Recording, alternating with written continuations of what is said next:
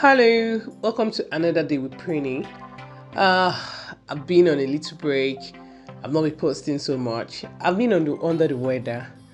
I don't know. Since this year, the third time. Being a mother with children. Children go to kindergarten. They go to primary school. They get this cold and they bring it back to you and the baby.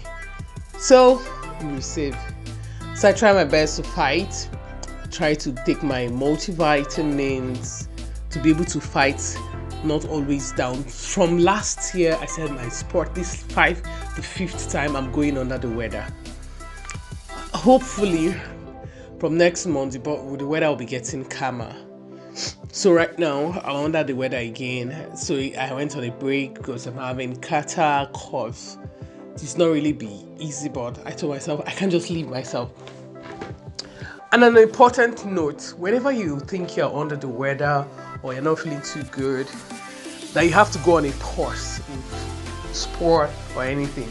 Try as much as possible to do your portion control what you eat. Don't eat late. Like I don't do eat late. 6:30 maximum. I'm done with eating till the next day. I control my food. So all what I've worked for will not just go down like that. That's what I'm doing. So back to my stepper. I came back to stepper today because the stepper to me is the most convenient and easiest exercise I can just do. I just step on it,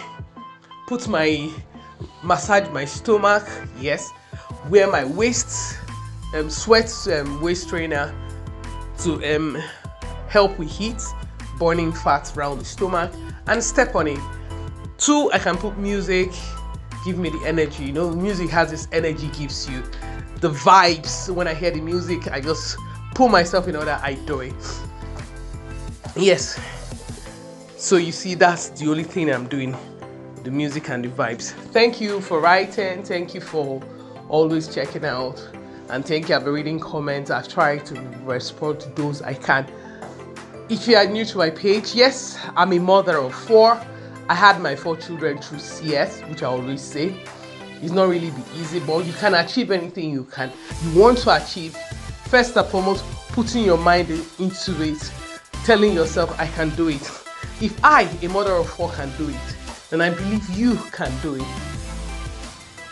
I told myself, my body must be ready for summer. Summer ready.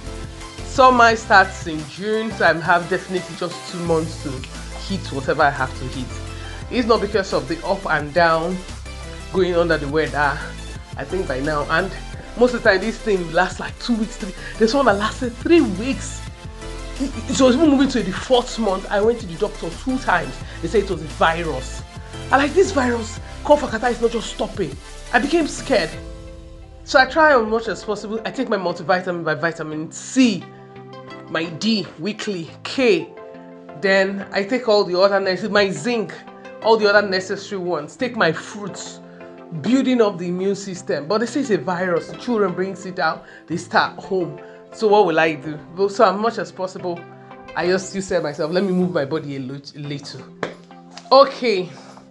Normally, one of the things I do, I'm always telling the story. The story is just to motivate you, keep you, do your sport, listen, watch.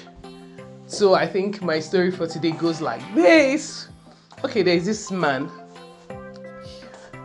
He was saying about it. This now from a man. Most of the time I talk from the women's angle, but this now from a man. This man said he's writing a life story and what he has learned, saying it. He said he married his wife. His wife is a calm woman, a loving, calm, down-to-earth woman. He said when he married her, he got visa to come to Germany. I'm based in Germany. He got this visa to come to Germany. So when he said he trusted his wife and he was going abroad, he was going from Nigeria, that's Africa, he was going to Germany. And he said when he was going, he got her an apartment, he rented her a place. So she now said she wanted her siblings because she used to come and stay with her. So he accepted. So sometimes when in marriages, some discussions you have with your spouse, sometimes it's better for two of you to have an agreement and bind by that agreement by two of you. He said he did not even know how. He said saying it to his own. He went to his own siblings, telling her, I'm going, and my wife. He brought it up with his two sisters. Came up, said they would want to stay with his wife. He said, but my wife already said let her own sisters come and stay with her. They said saying, that's how she wants to do what she wants to do. So nobody will report her. Nobody will monitor her. Nobody will do this one. Then that's what his sisters were saying. So he just kept quiet. He ended it there. He went home. He was telling his wife and said, it's not that I don't have anything against your sisters, but I prefer my own because our marriage is still young. I don't want these in-law interferences. He was still just there quiet, thinking about the whole thing. The sisters has gone to tell his mother. Then his mother put a call to him. His mother now said, how dare you allow your wife, with the manipulation of his mother. He said, how dare you allow your wife bring in her siblings, nobody to monitor her, nobody to control her, blah, blah, blah, blah, blah. You're a young married man, you need us to monitor her. He now got carried away by what his mother said. He accepted his truth. He now went to do the wife. I've told you, I'm the man. I've taken the decision. I know what's best for us. He said, and the wife being a non-problematic woman accepted, and he left. His two sisters moved in. He said 3 months into the marriage, reports from one place to another. He said the reports were becoming too much. The sisters were calling. The mother was calling. Every day his wife. He said being so stressed up, and because of this his blood, he was dancing to their tune. He said he got to a while that he stopped calling his wife. And mind you, his wife was pregnant. He said he stopped calling his wife. He said because of that, he was just already getting bitter about the whole thing. He stopped reaching out to the wife that was pregnant because the siblings have only fueled his thought. He said he even stopped sending her money. He said sending the money to his mother. That if his wife needs anything for the child, for the pregnancy, she should go to his mother. You can imagine. Then the whole thing was just going. He said he had to stop calling her because of the. Then in the process, she lost the baby. She had a stillbirth. I don't know whether it's the whole stress or anything. He said he felt so bad. His sisters, his mother, everybody said she purposely did it. I don't know that she was careless. She was this. He said he became so bitter towards his wife. Number one, he was not on ground.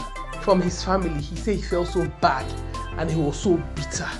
So he said he stopped talking to his wife for months. Even he did not call to a woman that lost her child, lost her baby in stillbirth, seeing giving birth to a dead child. He said he did not call her to console her because of this family fuse. He said then his visa expired, his stay, and he did not get an alternative in Germany. Before his visa expired, after some months, he called. He said, let me call. He said there was a night he dreamt. He had a dream. I think he saw his wife weeping or something. Yes, he said he saw his wife weeping. He now called her. So they said talking. He said building back their relationship. They said talking. Then he said his visa now expired. He could not get a residency or anything he went there to do in Germany. He had to go back to Nigeria. He said he came back to Nigeria. His wife was still working in where she was working. Then his sisters moved out. He was living with her. He was depressed, angry, crying because what he went abroad to do, he did not achieve it. He said the wife was there consoling him, talking to him.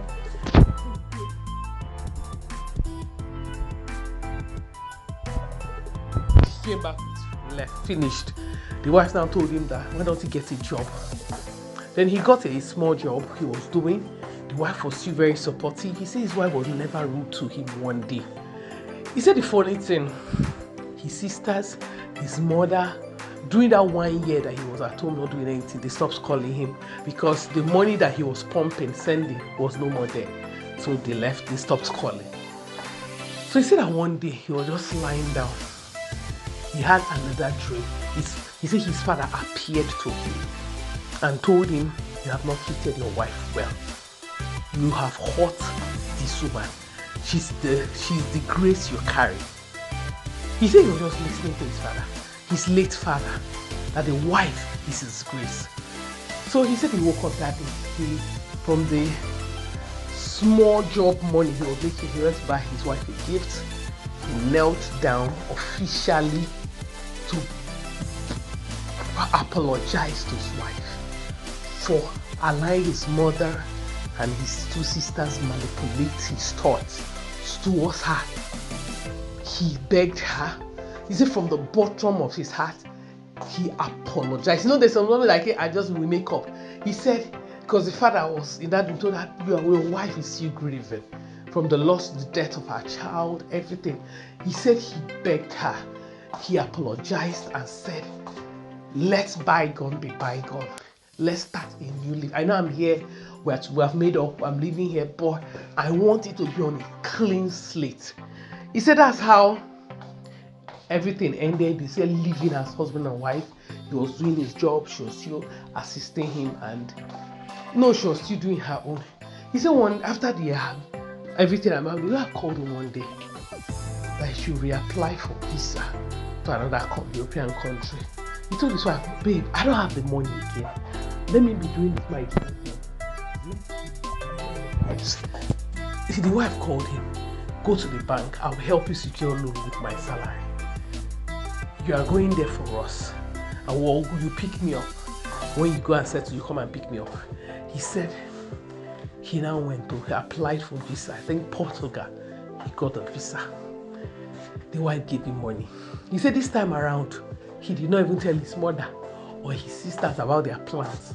It was when he was leaving, he told his mother that he's out of the country, and he told them, nobody, none of them, to go near his wife. So the wife brought her own blood sister to come and stay with her. He said, leave my wife. So sometimes families might be causing so much harm than good. Sometimes they might not, but most of the time we should trust who we, the last video I talked about paternity fraud. This is about women doing things, and so sometimes, but when you start having a reason not to trust, and I can't do a DNA, but if you trust your wife, I believe that when two of you come together with a clean heart, you can work everything together. He said since then, doors started opening for him. It was through that dream that his father told him, this is his wife. And he said that since he even married this woman, she has never given him any stress. So that his wife is just a nice, calm woman. That it was his family that caused everything. And maybe it's the heart. I'll tell you, I have another lady. I remembered when this lady, I knew this lady very well. When her husband was unemployed, she would always come to the church then with him. The guy, he was unemployed, he was very humble, he was calm. I remember the lady, every time the lady would be praying, God, let doors of favor open for my husband. Then that's how the husband got a job. Immediately he got the job, we stopped seeing the man in church. He was not at home anymore. He said, womanizing, moving around. Guess what? Story for the next video. Thank you for watching. Thank you for subscribing. Please subscribe, watch, encourage me. I would love to see